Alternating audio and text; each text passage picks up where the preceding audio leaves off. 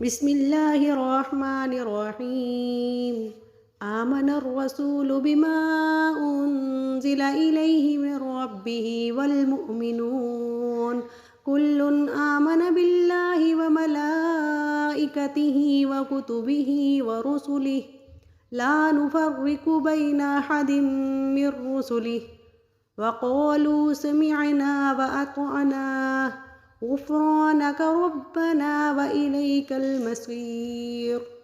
لا يكلف الله نفسا إلا وسعها لها ما كسبت وعليها ما اكتسبت ربنا لا تؤاخذنا إن نسئنا أو أخطأنا ربنا ولا تحمل علينا عسرا كما حملته على الذين من قبلنا ربنا ولا تحمل